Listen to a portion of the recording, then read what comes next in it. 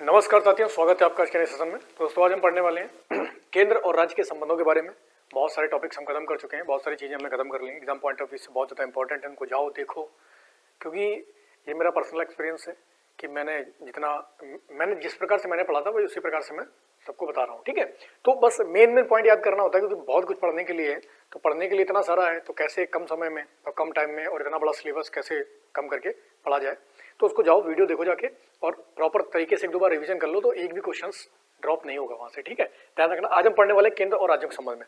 तो केंद्र और राज्य के संबंध कितने प्रकार से होते हैं? तो ये होते हैं तीन प्रकार से। एक है आपका विधायी संबंध, विधायिका का संबंध होता है। एक होता है प्रशासनिक संबंध और एक है वित्तीय संबंध। ठीक है, तो अब तीन संबंधों की क्या क्या विशेषताएं हैं, एग्जाम पॉइंट ऑफ व्यू से कौन सी चीजें इंपॉर्टेंट है, ये हम पढ़ने वाले हैं। तो ध्यान रखेंगे, एक एक पॉइंट बहुत इंपॉर्टेंट है कि विधायी संबंधों के बारे में केंद्र और राज्यों के जो है वो भाग 11 में दिया गया है। अनुच्छेद कौन सा है? 245 से लेकर 255 में। अनुच्छेद 245 से लेकर 255 में उनके बारे में दिया गया है। अच्छा, केंद्र के जो विधायी संबंध है वो 7वें अनुसूची से भी संबंधित है। कैसे? क्योंकि राज्य सूची, केंद्र सूची और समवर्ती सूची। ठीक है, समवर्ती सूची क्या है कि राज्य और केंद्र दोनों कानून बना सकते हैं समवर्ती सूची के ऊपर। तो इसलिए 7वीं अनुसूची जो है वो केंद्र और राज्य के विधायी संबंधों से संबंधित है। ठीक है, आगे बात करते हैं। देखो, ये बहुत इंपॉर्टेंट पॉइंट है ये वाला। कौन सा? कि 42वां संविधान संशोधन। कौन सा है? 42वां संविधान संशोधन 1976। तो 42वां जो संविधान संशोधन हुआ था 1976 में, उसमें 5 प्रमुख चीजें जो थी वो आपकी राज्य सूची से निकालकर समवर्ती सूची में डाल दी गई थी। इनको ध्यान रखना। वो कौन सी थी? शिक्षा, बहुत सारे एग्जाम्स में यहाँ से क्वेश्चन बन चुका है। शिक्षा को, नाप तौल को, वन्य जीव और पक्षी संरक्षण को, और आपका वन को, और न्याय का प्रशासन। ये 5 प्रमुख चीजें हैं, एग्जाम में बहुत ज्यादा पूछी जाती हैं और बहुत बार पूछी गई है ये। ठीक है, तो 42वां संविधान संशोधन 1976 में कौन सी सूची राज्य सूची से निकालकर कौन से विषय समवर्ती सूची में डाल दिए गए थे। अब समवर्ती सूची का मतलब है कि राज्य और केंद्र दोनों कानून बना सकते हैं। तो ये आपके 5 चीजें थी: शिक्षा, नापतोल, वन्य जीव और पक्षी संरक्षण और वन और न्याय का प्रशासन। तो 5 प्रमुख चीजें ध्यान रखना। अच्छा, संसद जो है वो राज्य के लिए कौन कौन से विषय पर कानून बना सकती है, इसके बारे में थोड़ा सा देख लेते हैं। तो ये है आपका राज्य क्षेत्र में संसदीय विधान। राज्य क्षेत्र के अंदर संसद जो है वो क्या कर सकती है? वो वैधानिक तरीके से आपका नियम कानून बना सकती है। ठीक है, राज्य के अंदर। अब देखो, जब राज्यसभा प्रस्ताव पारित करे, तो राज्यसभा जब प्रस्ताव पारित करती है, आर्टिकल जैसे राज्य सूची का कोई विषय है, राज्य सूची का विषय जैसे आर्टिकल आपका होगा 249। ठीक है, आर्टिकल 249। तो राज्य सूची का कोई विषय है, राज्य सूची के ऊपर विषय के ऊपर कानून बनाना है, तो इसमें क्या है कि संसद कानून, राज्यसभा अगर प्रस्ताव पारित करती है तो संसद उस पर कानून बना सकती है। अगला है राष्ट्रीय आपातकाल के दौरान। राष्ट्रीय आपातकाल के दौरान जो संसद है, जो केंद्र है, वो राज्य सूची के विषयों पर कानून बना सकता है। यही है केंद्र और राज्यों के संबंधों के बारे में। अगला क्या है कि राज्यों के अनुरोध की अवस्था में, अगर मान लीजिए एक से ज्यादा राज्य, मतलब 2 राज्यों के बीच में अगर किसी चीज को लेकर तकरार हो रही है या टकराव हो रहा है, तो उसमें वो अनुरोध कर सकते हैं संसद से, केंद्र से अनुरोध कर सकते हैं कि आप कानून बना दें। तो ये भी विधायिका संबंध के अंदर आते हैं। अंतर्राष्ट्रीय समझौतों को लागू करना, ध्यान रखना, अंतर्राष्ट्रीय समझौतों को लागू करना, कोई अंतर्राष्ट्रीय संबंध है उसको लागू करना, ये भी आता है आपका विधायिका संबंध में, अंतर्राष्ट्रीय समझौता। और दूसरा है राष्ट्रपति शासन के दौरान। अब राष्ट्रपति शासन के दौरान अगर राष्ट्रपति शासन लगा है तो केंद्र क्या करता है कि राज्यों की सूची के ऊपर विषय के ऊपर कानून बना सकता है। तो ये हमारे वैधानिक संबंध हो गए, विधायी संबंध हो गए हैं। ठीक है, ध्यान रखना, कौन से संबंध हो गए? ये विधायी संबंध हो गए कि विधायिका के संबंध किस प्रकार से हैं केंद्र और राज्यों के बीच में। तो भाग 11 में है, 245 से 255 में दिया गया है। 7वीं अनुसूची विधायिका संबंधित विधायी संबंधों से संबंधित है। 42वें संविधान संशोधन 1976 में क्या किए गए थे कि 5 विषय जोड़े गए थे: शिक्षा, नापतोल, वन्यजीव संरक्षण, वन और न्याय प्रशासन। और ये इंपॉर्टेंट पॉइंट है आपके कि अंतर्राष्ट्रीय समझौतों को लागू करना ये केंद्र कर सकता है। और राष्ट्रपति शासन के दौरान, अगर राष्ट्रपति शासन है, राष्ट्रपति शासन, तो राष्ट्रपति शासन के दौरान जो केंद्र है वो राज्य सूची के विषय पर कानून बना सकता है। तो ये हमारे विधायी संबंध हो गए। आगे हम बात करते हैं प्रशासनिक संबंधों के बारे में। तो प्रशासनिक संबंधों का उल्लेख भी भाग 11 में ही दिया गया है। अनुच्छेद बदलाव है थोड़ा सा कि 256 से लेकर 263 में आपका प्रशासनिक जो संबंध है उसके बारे में दिया गया है। अच्छा, प्रशासनिक संबंध में क्या है कि जो शक्तियां होती हैं, कार्यकारी शक्तियां होती हैं केंद्र की और राज्यों की, उनके बंटवारे के बारे में बताया गया। ज्यादा कुछ इतना नहीं पढ़ना है, जो एग्जाम पॉइंट ऑफ व्यू से इंपॉर्टेंट है वही पढ़ेंगे।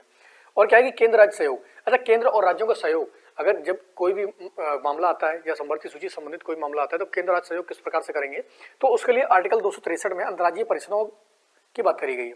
अंतर्राज्यीय परिषद बनाया जाएगा जिससे कि केंद्र का और राज्यों का क्या है, अंतर्राज्यीय परिषद बनाने से केंद्र और राज्यों के बीच में समन्वय बढ़िया से बैठ सके। और इसका गठन कौन करता है? राष्ट्रपति करता है। ये इंपॉर्टेंट पॉइंट ध्यान रखना कि अंतर्राज्यीय परिषदों का गठन कौन करता है? तो राष्ट्रपति करता है। ठीक है, अगला है कि अखिल भारतीय सेवा। अखिल भारतीय सेवा भी आपका प्रशासनिक संबंधों में आ जाता है। अखिल भारतीय सेवा का गठन किस आर्टिकल के तहत होता है? तो आर्टिकल 312 के तहत अखिल भारतीय सेवाएं, मतलब अखिल भारतीय सेवाएं पूरे भारत में के लिए। देखो, और प्रशासनिक संबंधों में क्या है कि जैसे हमारे सिविल सर्वेंट होते हैं, तो सिविल सर्वेंट की जो ट्रेनिंग वगैरह का काम है वो कौन करता है? केंद्र करता है।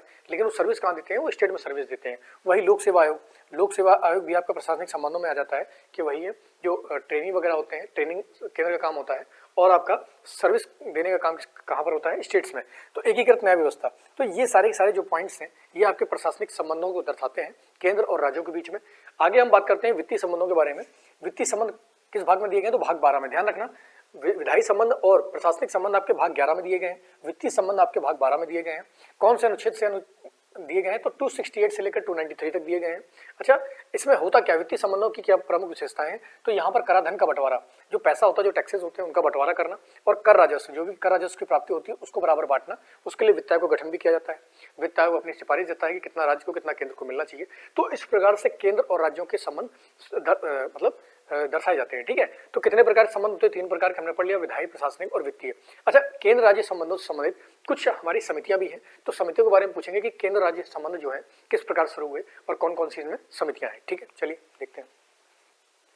चलिए आगे थोड़ा जल्दी शुरू करते हैं। तो हम पढ़ रहे थे कि अब थोड़ा सा पढ़ते हैं कि समितियों के बारे में, जो काफी केंद्र राज्य संबंधित आयोग बनाए गए, तो उन आयोगों के बारे में हम पढ़ेंगे। तो हुआ क्या कि 1967 में कांग्रेस पार्टी जो काफी मजबूत थी केंद्र में, वो 9 राज्यों में चुनाव हार गई थी। इसको ध्यान रखना थोड़ा सा कि 1967 का समय था और कांग्रेस पार्टी 9 राज्यों में चुनाव हार गई। देखो, अच्छा, केंद्र जब चुनाव हार गया, तो केंद्र की स्थिति, जो कांग्रेस पार्टी थी उसकी स्थिति केंद्र में कमजोर हो गई। जब केंद्र में कमजोर हो गई तो जिन राज्यों में अदर सरकार आई, तो जब अदर सरकार आई तो राज्यपाल थे केंद्र के, तो बस वही समस्या हो गई, वहां पर आपस में टकराव होने लगा। अब वैचारिक टकराव क्यों? जो केंद्र में सरकार है, वही बात है ना कि अगर केंद्र में सरकार कोई और है और राज्य में सरकार कोई और है तो उनके बीच में वैचारिक हर चीज का टकराव बनता ही बनता है। तो बस यही कारण रहा। तो इन सारी चीजों से निपटने के लिए समय समय पर कई आयोग बनाए गए। तो उनमें से जो प्रमुख हैं उनके बारे में थोड़ा सा जानेंगे कि कौन कौन से आयोग जो हैं वो बने। ठीक है, तो सबसे पहला था आपका प्रशासनिक सुधार आयोग। ध्यान रखना, प्रशासनिक सुधार आयोग का गठन कब हुआ? 1966 में। इसके अध्यक्ष कौन थे? हनुमतैया इसके अध्यक्ष थे। मोरारजी देसाई सरकार ने इसका गठन किया था। ठीक है, और इसकी रिपोर्ट का अध्ययन करने के लिए एमसी सीतलवाड़ समिति का गठन किया गया था। एमसी सीतलवाड़ की अध्यक्षता में समिति का इसका गठन किया गया था इसकी रिपोर्ट का अध्ययन करने के लिए। अंतिम रिपोर्ट कब सौंपी गई? 1969 में। एक पॉइंट बहुत इंपॉर्टेंट है, ध्यान रखना, एक पॉइंट याद ही करना है। ठीक है, और इसने कितनी सिफारिशें दी थी? तो 22 सिफारिशें। अब उन सिफारिशों में कुछ प्रमुख पॉइंट थे। तो इसने बोला प्रशासनिक सुधार आयोग ने कि अंतर्राज्यीय परिषदों का गठन किया जाना चाहिए, कि अंतर्राज्यीय परिषद का गठन हो जिसमें केंद्र और राज्य दोनों बैठे और कोई अगर समस्या आ रही तो उनका मिलजुल कर हल निकालें। गैर दलीय राज्यपाल होना चाहिए, मतलब राज्यपाल की नियुक्ति जो हो वो किसी भी दल का ना हो, ऐसे व्यक्ति की नियुक्ति की जानी चाहिए। राज्य को अधिकतम शक्ति मिले, कि केंद्र को सारी शक्ति ना मिले, राज्य को भी अधिकतम शक्ति दी जाए। ठीक है, तो ये था आपका प्रशासनिक सुधार आयोग। टाइम लाइन थोड़ा सा ध्यान रखना, 1966 में था।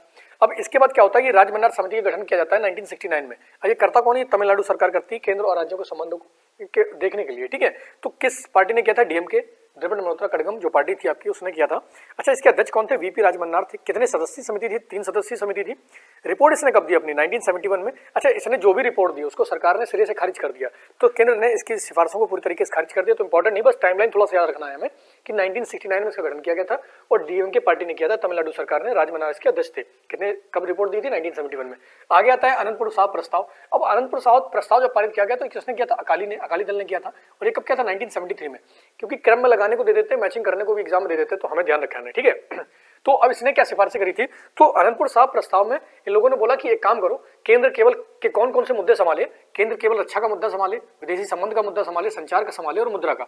इसके अलावा जितने भी काम हैं वो राज्यों को दे दिया, राज्य खुद कर लेंगे। तो ऐसा प्रस्ताव इन्होंने दिया। अब उसके ऊपर सरकार ने इसको माना नहीं पूरी तरीके से।